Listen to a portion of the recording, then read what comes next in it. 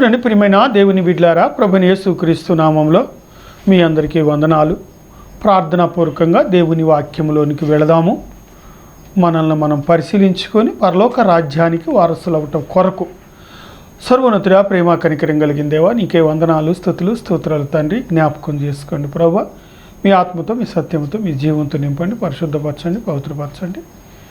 ఈ వాక్యం వింటున్న ప్రతి తండ్రియు, ప్రతి తల్లియు వారి వారి హృదయాలను పరిశీలించుకొని ఈ భూలోక సంబంధమైన ఆశలు కాక పరలోక సంబంధమైన ఆశలతోనూ పరలోక రాజ్యంలో స్థలము కొరకు తండ్రి సూచేతనికి వీరికి ద్వారం తెరవండి, మహిమ పొందండి.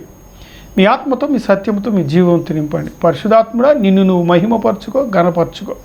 నేను మట్టిని, వట్టివాడిని, పాపిని. నన్ను దయతో క్షమించి నీ సిలువు సాటును ఈ దీనుడిని మరుగుపరుచుకొని వాక్య వర్తమానమును అందించి మహిమా ఘనత ప్రభావం తెచ్చుకోమని నా ప్రభువుని ప్రియ కుమారుడైన యేసుక్రీస్తు ప్రభు పేరిట అడుగుతున్నాను తండ్రి, ఆమేన్. చూడండి ప్రియమైన దేవుని బిడ్డలారా, యోహాను సువార్తలో చాలా చక్కగాను, చాలా ఎంతో ఒక పాపిని క్షమించిన తరువాత ఆమె ఎన్నడూ కూడా పురుషుడైనను స్త్రీ అయినను పాపము జోలికి వెళ్లకుండా ఉండులాగున ఆయన చెప్తున్న మాటలు మనం విందాం. యోహాను సువార్త 8వ అధ్యాయము 4వ వాక్యము 5వ వాక్యము మనం ధ్యానించుకుందాం. బోధకుడా, ఈ స్త్రీ వ్యభిచారము చేయుచుండగా పట్టబడెను. అట్టివారిని రాళ్ళు రువ్వి చంపవలెనని ధర్మశాస్త్రములో మోషే మనకు ఆజ్ఞాపించెను. చూడండి ప్రియమైన వారులారా, మరి పూర్వము కాలములో మరి ఆజ్ఞలలో మోషేకి ఇచ్చిన ధర్మశాస్త్రం ఇచ్చిన ఆజ్ఞలలో ఒకటి అయిన ఆజ్ఞ ఎంతో గొప్పది. అయితే ఈ వ్యభిచారం అనేది ఈ విగ్రహారాధనకు కూడా సాదృశ్యమై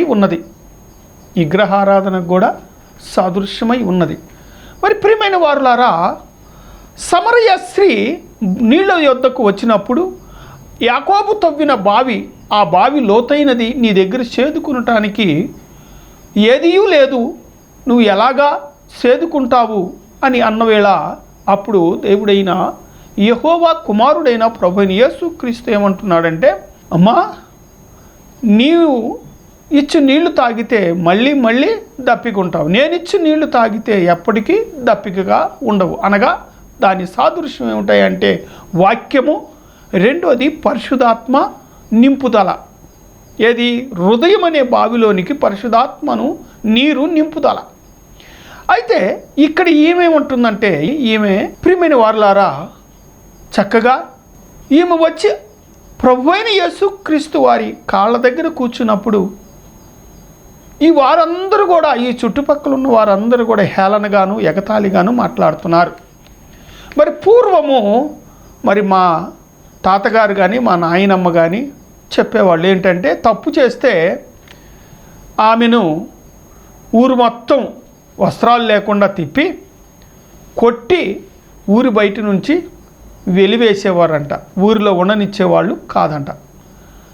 ఎప్పుడో మేము దగ్గర ఒక 7 సంవత్సరాలు 6 సంవత్సరాల వయసులో ఉన్నప్పుడు చెప్పిన మాట ఇది. అయితే ఇక్కడేమంటున్నాడు, మోషే ధర్మశాస్త్ర ప్రకారంగా వ్యభిచారములో పట్టబడిన స్త్రీని రాళ్ళు రువ్వి చంపవలెనని మోషేకు దేవుడైన యెహోవా ఇచ్చిన ధర్మశాస్త్రములో రాయబడిన మాటని నీవేమంటావు బోధకుడా అని ఆయనను అడుగుతున్నారు. అడిగి ఆయనను ప్రశ్న వేస్తున్నారు. మరి మనోళ్ళు కూడా ఎలా ఉన్నారంటే, క్రైస్తవులు చూడకపోయినా చూసినట్లుగా చెప్తారు, చూడకపోయినా చూసినట్లుగా మాట్లాడతారు. 1కి 4 కల్పించి ఎదుటి వారి మీద నిందలు వేస్తారు. అది ఎక్కువగా కూడా ఉంది. కళ్ళతో చూడాలి, నేను మంచోనో కాదో నాకు తెలుసు, దేవుడికి తెలుసు. 10 మంది కలిసి మాట్లాడి 10 రకాలైన పొరపాటులు చేస్తే, లేదు 10 రకాలుగా మాట్లాడితే అది నీకు ఆశీర్వాదం కాదు. ఒక బిడ్డని చూడాలి, చూసి ఇతను తప్పు చేశాడు లేదా ఏమో తప్పు చేసింది అని ఖచ్చితంగా చెప్పాలి. ఇక్కడ వీళ్ళు చూశారు, పట్టుకున్నారు కనుక తీసుకొని వచ్చారు. అయితే ప్రభువైన యేసుక్రీస్తు క్షమా గుణము, ఎందుకని పాపుల కొరకే వచ్చానన్నాడు కనుక, పుణ్యాత్ముల కొరకు రాలేదన్నాడు. నీతిమంతుడు ఒక్కడు లేడు, నీతిమంతుడు తప్పక తొట్టిల్లుతాడు. దావీదు నీతిమంతుడు, తొట్టిల్లాడు. అలాగే ప్రియమైన వారులారా, ఇక్కడ చూసేలేక ఏమంటున్నాడంటే, ఈయన మీరేమంటారు ధర్మశాస్త్ర ప్రకారంగా అని అడుగుతున్నాడు. చూడండి ప్రియమైన వారు, అందుకేమంటున్నాడు ఆయన, 7వ వచనం చదువుకుందాం. అడుగుచుండగా ఆయన తల ఎత్తి చూసి మీలో పాపము లేనివాడు మొట్టమొదట, చూడండి, నీతిమంతుడు ఒక్కడు లేడు, నీతిమంతుడు తప్పుగా తొట్టిల్తాడని మాట్లాడుకున్నాం. అట్లాగే ఇక్కడికి వచ్చేలేకే మీలో పాపము లేదని ఉన్నవాడు వేయండి. నేను పాపిని, ఎదటివాడిని పాపి అని అనవచ్చా? అనకూడదు. నా క్రియలు ఎలా ఉన్నాయి, నా ప్రవర్తన ఎలా ఉంది? కాళేశ్వరం మార్కెట్లో అయితే ఇదివరకు రిక్షా బండి కూడా వేసాను నేను. ఆ రిక్షా బండి వేసేటప్పుడు ఎంతోమందిని చూసేవాడిని, ఎంతోమందిని. భర్త ఉద్యోగానికి వెళ్ళంగానే ఎంతోమందిని చూశాను నేను, స్త్రీలనే. వాళ్ళు ఏం చేసేవాళ్ళు అంటే నన్ను చూసి నా మీద మా అమ్మకి మా నాన్నకి లేనిపోయిన మాటలన్నీ చెప్పేవాళ్ళు. మా నాన్న అనేవాడు, సర్లే ఎవరు చేస్తే వాళ్ళే కర్మ అనుభవిస్తారులే అనేవాడు. ఇంకా రెండో మాట అనేవాడు కాదు. మీకెందుకైనా, మీకేం పని వచ్చి మా యొక్క చెప్తాం, వీళ్ళు ఎక్కడే నేను బయట పెడతాను అని వాళ్ళు మాట్లాడుకునేవాళ్ళు. సరే, నేను పట్టించుకునేవాడు కాదు, మా నాన్న కూడా మమ్మల్ని పట్టించుకునేవాడు కాదు. చూడండి ప్రియమైన వారులారా, ఎదటి వాడి మీద నింద వేయటానికి నీవు నీ హృదయాన్ని పరిశీలించుకో. నీ కుమారుడు, నీ కుమార్తె, నీవు, నీ భర్త ఎలా ఉన్నావు అనేసి పరిశీలించుకొని ఎదటి వాడి మీద నింద వేయటానికి ముందుకి సాగిపో. ఎదట వారి మీద అన్యాయంగా నింద వేస్తే అది నీకు శాపముగా మారింది. నీవు అది పొందుకోవద్దు. కళ్ళతో చూస్తేనే, చెవులతో వింటేనే చెప్పాలి. వీళ్ళు కళ్ళతో చూశారు, చెవులతో విన్నారు, పట్టుకొచ్చారు, తీసుకొచ్చేయమన్నాడు. మీలో పాపం లేని వాడు ఎవడైనా ఉంటే వేయండి. 11వ మాట చదువుకుందాం తల్లి. ఆమె లేదు ప్రభువా అనెను. అందుకు యేసు, చూడండి ప్రియమైన వారులారా, నేనును నీకు శిక్ష విధింపను, నీవు వెళ్ళి. చూడండి ప్రియమైన వారులారా, ఇక పాపము చేయక నీవు పవిత్రురాలుగా జీవించు. ఇక్కడ శ్రమణయ్య స్త్రీ బావి దగ్గర మారు మనసు పొంది అనేక మందిని దేవుని యొద్దకు నడిపించిన ఒక సేవకురాలుగా మారింది. ఆమె ఎన్నడూ పాపము చేయలేక, అలాగే ఆమె చూస్తే విగ్రహారాధనకి సాదృశ్యమై ఉన్నది. ఈమె చూస్తే వ్యభిచారియే. అయితే ఆనాటి నుంచి ఈనాటి వరకు కూడా పరిశుద్ధ గ్రంథములో ఎక్కడ కూడా ఆమె గురించి రెండో మారి రాయల. పవిత్రురాలైంది అని గొప్ప నమ్మకం. శుక్రవారం ప్రార్థనకు వస్తున్నావు, బుధవారం ప్రార్థనకు వస్తున్నావు, ఆదివారం ప్రార్థనకు వస్తున్నావు, బాప్టిజం తీసుకున్నావు, రక్షణ పొందానని చెప్తున్నావు. 3 నెలలకు ఒకసారి నీ ఇంటి ముందు మాకు దేవుడు చేసిన కృతజ్ఞత కూడికని పెట్టుకుంటున్నావు. నీ క్రియలు ఎలా ఉన్నాయి? నీలో విగ్రహారాధన ఉన్నది. ఎలాగా? మనం పంచాంగం చెప్పిటం మానం, జాతకం చెప్పించుకోవటం మానం, ఇల్లు వాస్తు చూస్తాం మానం, సోది చెప్పించుకోవటం మానం, మళ్ళీ బల్లలో పాలు పంపులు పొందుతాం. క్రైస్తవుడు ముహూర్తం పెట్టితేనే కార్డులో వేస్తారు, అదే టైం కూడా. మరి నువ్వు క్రైస్తవుడు ఎలాగవుతావు? నువ్వు బల్లలో పాలు పంపులు ఎందుకు పొందుతున్నావు? నీ హృదయము మారు మనసు పొందలేదు కదా, నీకు సరైన మారు మనసు లేదు. నీవు క్రైస్తవుడివి కావు, చెప్పుకుంటున్నావు అంతే, క్రైస్తవుడిని, క్రైస్తవురాలిని అని, అంతేకాని నీకు లేదు. నీవు క్రైస్తవుడు అవితే ఇవన్నీ తీసివేసుకో నీ హృదయంలో నుంచి తీసివేసుకో. తాగుబోతు చనిపోతే నీతిమంతుడు చనిపోదినట్లుగా జ్ఞాపకం చేసుకుంటాడు. నీతిమంతుని జ్ఞాపకం చేసుకోమన్నాడు, తాగుబోతుని జ్ఞాపకం చేసుకోమనలా, ఒక వ్యభిచారిని జ్ఞాపకం చేసుకోమనలా. నీతిమంతుని ప్రభుని యేసుక్రీస్తు తప్పనిచ్చి ఇంకెవరిని కూడా జ్ఞాపకం చేసుకొనకూడనే కూడదు. ఆలోచించండి, అది కూడా ఒక విగ్రహారాధనే. గమనించండి ప్రియమైన వారులారా, మీ హృదయాన్ని పరిశీలించుకోండి, గమనించండి, పరిశీలించుకోండి. చూడమ్మా, కిందకి చదువుదాం. యోహాను సువార్త 1వ అధ్యాయము 17వ వాక్యము. ధర్మశాస్త్రము మోషే ద్వారా అనుగ్రహింపబడెను, కృపయు సత్యమును. చూడండి ప్రియమైన వారులారా, నిర్గమకాండములో మోషేకు ధర్మశాస్త్రములు చెప్పాడు. వ్యభిచారం ద్వారా పట్టబడిన స్త్రీని రాళ్లతో కొట్టి చంపాలి. ఓకే, మంచిది. ప్రభువైన యేసుక్రీస్తు ఎందుకు వచ్చాడు? కృపయు సమాధానమును ఎవరికి? నీకు, నీ దేవుడైన యెహోవాకి కుమారుడైన యేసుక్రీస్తు మధ్యవర్తిగా ఉండి కృపని నీకు అనుగ్రహించి సమాధానమును కలుగు చేసి నీవు పొందుకున్న మారు మనసును స్థిరముగా ఉంటావని, స్థిరముగా ఉండి నీవు దేవుని రాజ్యానికి వారసుడివి, వారసురాలు అవుతావని ఈ పరిశుద్ధ గ్రంథంలో రాయబడి ఉంది. ఆయన యొద్ద ఏమాత్రము కూడా చీకటి లేదు. చీకటి అనగా పాపము. వెలుగు దగ్గరికి వచ్చావు, వెలుగు అనగా పరిశుధాత్మ, పరిశుధాత్మని పొందుకున్నావు. మరి నీకు ఈ చీకటి ఆలోచనలు ఏంటి? ఉండవచ్చునా? ఉండకూడదు, తీసివేసుకో. నీవు క్రైస్తవుడివి, తీసివేసుకొని దేవునికి నీవు లగ్నమయ్యి దేవునితో గడుపు. శోధన అంటే ఏంటో తెలిసిద్ది.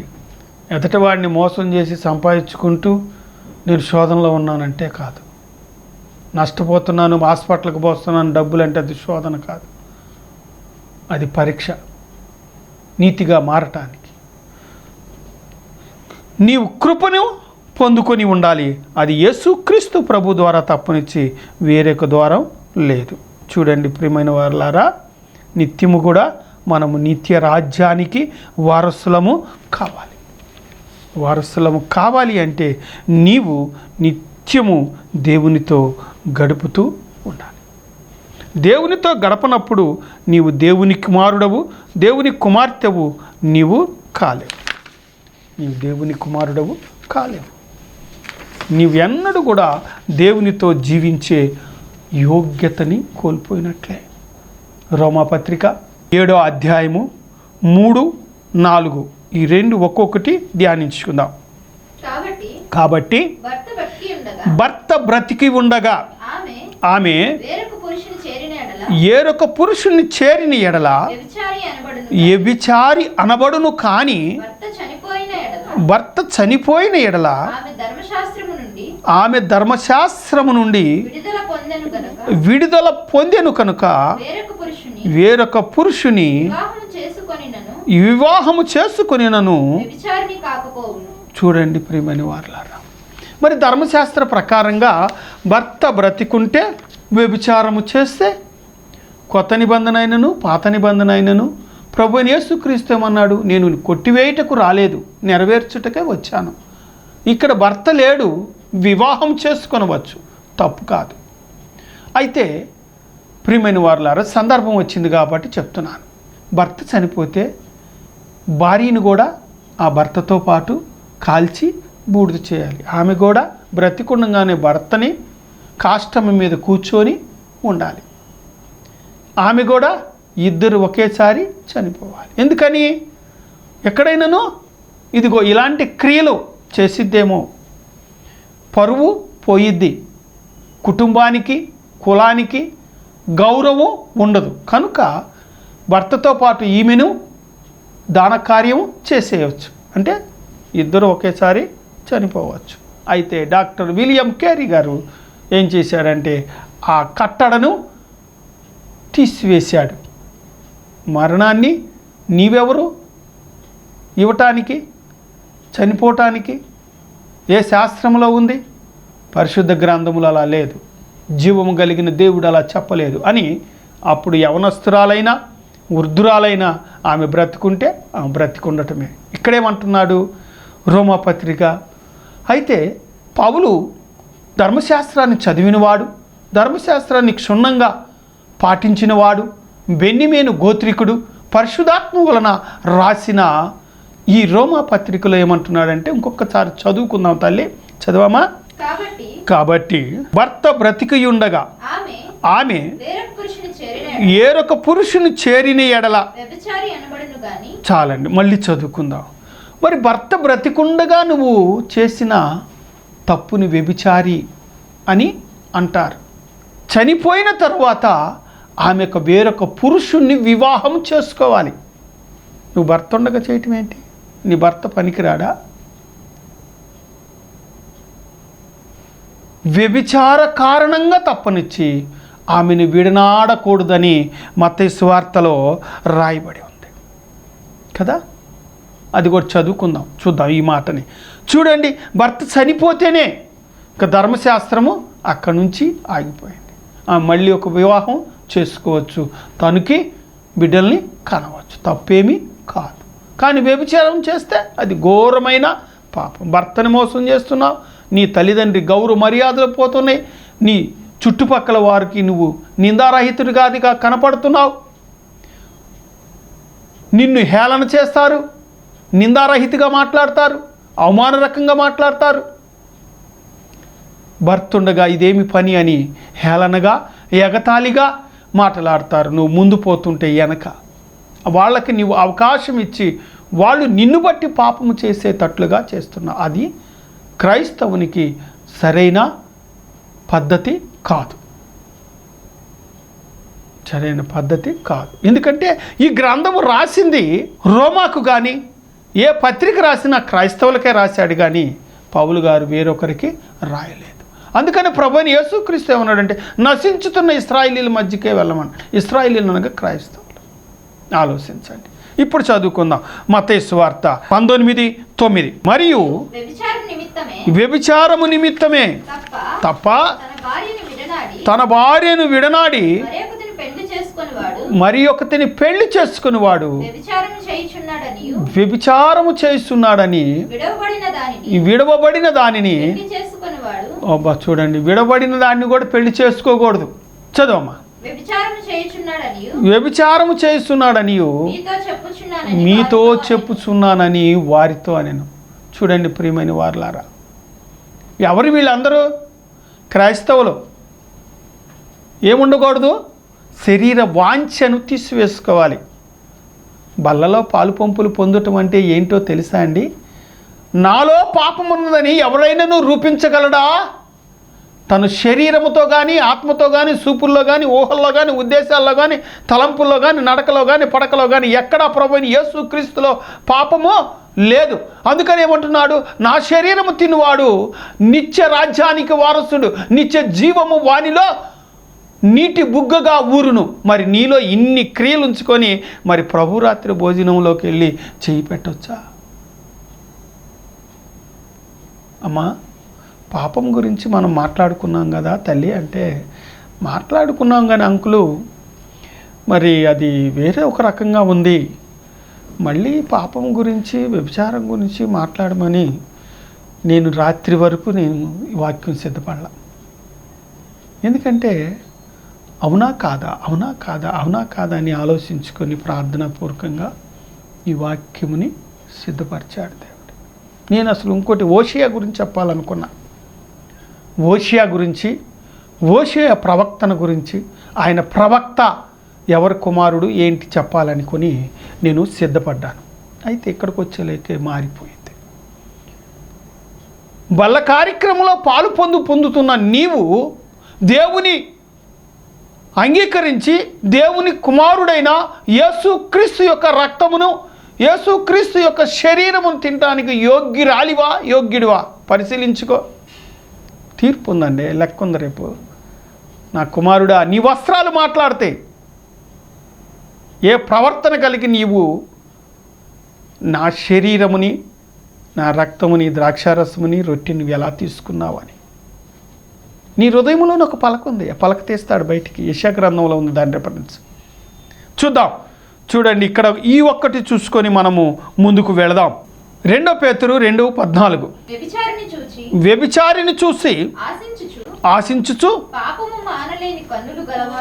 పాపపు మానలేని కన్నులు గలవారంట.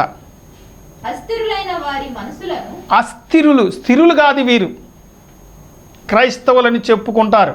ఒక స్త్రీ వెళ్తుంటే ఆమెని రకరకాలుగా తన మనస్సులో ఊహించుకుంటారు. స్థిరులైతే తల్లిగాను చెల్లిగాను చూస్తాడు, కూతురుగాను చూస్తాడు, తల్లిగాను కూతురుగాను చూస్తాడు. ప్రియమైన వారులారా, అస్థిరులైన వారు ఏమిటంటే పేరుకు క్రైస్తవత్వంగా ఉండి స్త్రీలను మనస్సులో కోరుకొని వారితో వ్యభిచారం చేస్తూ ఉంటారు. అది ఘోరమైన పాపము. అందుకనేమంటాడు, మోహపు చూపే నేరము, మీరు వ్యభిచారము చేయవద్దు అన్న వినరు కదా. అయితే మీరు మోహపు చూపుతో ఒక స్త్రీని మోహపు చూపు చూసినా ఆమెతో నీవు వ్యభిచరించినట్లే. నీ మోహపు చూపుని తీసివేసుకో. నీ కన్ను అభ్యంతరపరిచిన ఎడల నీ కన్ను తీసివేసుకో, అనగా నీ చెడు చూపుని తీసివేసుకో అని దాని అర్థం, దాని భావం. నేను క్రైస్తవుడిని, నేను క్రైస్తవుడిని, నేను క్రైస్తవుని. నువ్వు ఎలా క్రైస్తవుడు అయ్యావు? నీలో మోహపు చూపు స్త్రీలోనే ఉంటుంది, పురుషుల్లోనూ ఉంటుంది. తీసివేసుకోవాలి. నీ చూపు పవిత్రమైనది ఉంటే నీకు ఏ పాపము అంటదు. చూద్దామమ్మా, మరొక్కసారి చదువుతావా అదే మాట? వ్యభిచారిని చూసి ఆశించుచు అదిగో చూడండి, పాపము మానలేని కన్నులు గలవారు. చదవమ్మా. అస్థిరులైన వారి మనస్సులను మరులు గొలుపుతూ లోభత్వమందు సాధకము చేయబడిన హృదయము గలవారును శాపగ్రస్తులు అవుతారట. ప్రియమైన వారులారా, మీకు ఇది తగదు. లేదంటే క్రైస్తవత్వం నుంచి బయటికి వెళ్ళిపో. ఉంటే ఎచ్చగా ఉండు, లేకపోతే చల్లగా ఉండు. దేవుని సింహాసనం యందు తీర్పు కాలములో నీతో నీ పక్షాన మాట్లాడే ఒక వ్యక్తిని, అనగా క్రీస్తు ప్రభువైన యేసు క్రీస్తుని నువ్వు సంపాదించుకున్నావా, లేకపోతే నిత్యము ఆయన సిలివేస్తున్నావో జ్ఞాపకం చేసుకో. నిత్యము ఆయన సిలివేస్తున్నావో జ్ఞాపకం చేసుకోమని అడుగుతున్నాను. నిత్యము ఎలా ఉంటున్నావు? నా ప్రార్థన ఎలా ఉంటుందంటేనండి, ఈసారి చెప్తాను ప్రార్థన గురించి మరొకసారి. 1 కొరింథీ 6వ అధ్యాయము 9-10. అయితే ముందు 9 ధ్యానిద్దాం. అన్యాయస్తులు అబ్బా, అన్యాయస్తులు దేవుని రాజ్యమునకు చాలండి, తర్వాత చదువుకుందాం. అక్కడే ఉండండి. అన్యాయస్తులు, అన్యాయంగా అక్రమంగా సంపాదించిన వారు దేవుని రాజ్యానికి వారసులు కారు. ఓ కొరింథీ సంఘములో ఉన్న విశ్వాసులారా, జాగ్రత్త. మీ సంపాదన మీది ఎలా ఉంటుంది, మీ పరిస్థితి ఎలా ఉంటుంది, మీ స్థితి ఎలా ఉంటుంది, మీ గతి ఎలా ఉంటుందో పరిశీలించుకోండి. నీవు దేవుని రాజ్యానికి వారసుడవు, వారసురాలువు నీవు కాదు. క్రైస్తవుడు అని పేరు పెట్టుకొని అన్యాయంగా అక్రమంగా సంపాదించుకొని నీవు చూసుకున్న ఎడల అది దేవుని రాజ్యానికి నీవు వారసుడవు కాదు. జీవగ్రంథంలో నీ పేరు లెక్కింపబడదు. ఇక్కడ ఓటు కార్డులో పేరు ఉండాలి, ఆధార్ కార్డులో పేరు ఉండాలి, పాన్ కార్డులో పేరు ఉండాలి, గ్రీన్ కార్డులో పేరు ఉండాలి. ఇన్ని రకాల పేర్లు ఇక్కడ నువ్వు చూసుకున్నావు. మరి పరలోక రాజ్యంలో నీ సింహాసనం దగ్గర కూర్చున్న దేవుని యొద్ద నిలబడ్డ నీవు దేవుని జీవ గ్రంథములో నీ పేరు ఉన్నదా లేదా, దేవుని రాజ్యములో నీవు ఉన్నావా లేదా అని నీవు గమనించుకుంటున్నావా? ప్రియ దేవుని కుమారుడా, జ్ఞాపకం చేసుకో. నిత్య రాజ్యానికి నీవు వారసుడు అవ్వాలని ఎంతో ఆశతోనూ ఆసక్తితోనూ 40 రోజుల్లో నీవు బాప్టిజం పొంది, ఆ బాప్టిజం పొందిన తర్వాత బల కార్యక్రమంలో పాలు పంపులు పొందుతూ అక్రమైన సంపాదన ఆశించవచ్చునా? తెలిసి చేస్తే శిక్షిస్తాను, తెలియక చేస్తే క్షమిస్తాను. జ్ఞాపకం చేసుకోండి. కిందకు చదువు తల్లి. తెలియదా? మోసపోకుడి, జారులైనను, విగ్రహారాధికులైనను, వ్యభిచారులైనను, ఆడంగితనము కలిగిన వారైనను, పురుష సంభోగము చేయువారైనను, దొంగలైనను, లోబులైనను, త్రాగుబోతులైనను. బా, ఎన్ని ఉన్నాయండి లక్షణాలు ఇక్కడ. వీరిలో ఉన్న ప్రతి లక్షణాన్ని కూడా అపోస్తుడైన పౌలు పరిశుద్ధాత్మ ద్వారాగా ఇదిగో ఈ కొరింథీ పట్టణానికి చక్కని లేఖ రాస్తూ వారి హృదయాలను మేల్కొల్పి దేవుని సింహాసనము దగ్గర వారిని నిలబెట్టాలని, దేవుని సింహాసనం ముందు వారు కూర్చోవాలని, దేవుని రాజ్యానికి వారసులు అవ్వాలని కుతూహలముతోనూ ప్రార్థనతోనూ దేవుని పనిలో విస్తారముగా ఆయన కన్నీటితో రాసిన గ్రంథము ఈ కొరింథీ మొదటి పత్రిక, రెండో పత్రిక, మూడో పత్రిక ఉంది. కానీ అది పోయింది. బివలా అని ఆమె రంగులు, వస్త్రాలకు వేసే రంగులు అమ్ముకుంటుండగా ఆమె ఈయనకి పరిచారికురాలుగా ఉండి ఈమె ఈ పత్రికలు అందించేది. ఆమెను తీసుకొని వెళ్ళి చంపివేశారు ఓడలో ప్రయాణం చేసేటప్పుడు. ఆ పత్రిక కూడా పోయింది. మూడో పత్రిక కూడా ఉండాలి. బైబిల్ కాలేజీ ప్రకారంగా మాకు చెప్పిన మాట. చూడండి ప్రియమైన వారలారా, డబ్బుల కోసం సంఘం కట్టడం, ఎక్కడైనా ఇస్తున్నారేమో అని పరుగులెట్టడం పాస్టర్లకు అది తగదు. మీరు కూడా తెలుసుకొని దేవునితో ఉండండి. ఇదిగో పౌలు వలె ఆ సంఘము కొరకు విజ్ఞాపన చేయాలి. నేను విజ్ఞాపన చేస్తున్న ఒక సంఘం పేరు చెప్పను కానీ విజ్ఞాపన నేను చేస్తున్న ఆ సంఘం కొరకు, ఆ సంఘములో పెద్దల కొరకు, ఆ సంఘములో స్త్రీల సమాజం కొరకు, విశ్వాసుల కొరకు విజ్ఞాపన చేస్తున్నాను. నేను రేపైనా నాకు తీర్పు ఉంది, అప్పుడైనా నాకు లెక్క ఉంది. నేను ప్రార్థన ఆ సంఘం కొరకు విజ్ఞాపన చేస్తున్నాను. మీలో ఎలా ఉన్నారో మీరు పరిశీలించుకోండి. మీ హృదయాలను దేవుని రాజ్యానికి వారసులను చేయండి.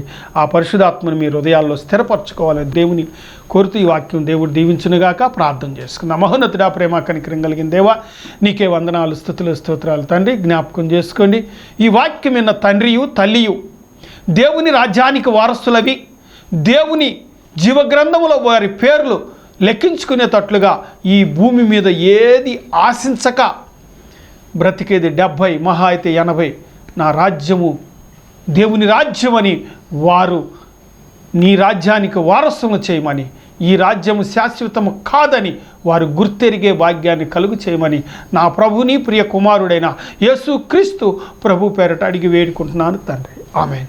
యేసు రక్తమే జయం, సిలువ రక్తమే జయం, యేసు రక్తమే సంపూర్ణ జయం కలుగును గాక. ఈ కార్యక్రమానికి సహకరించుటకు, మీ కానుకలు పంపుటకు మా అకౌంట్ నంబర్ 427729059996. ఈ కార్యక్రమానికి సహకరించుటకు, మీ కానుకలు పంపుటకు మా అకౌంట్ నంబర్ 427729059996.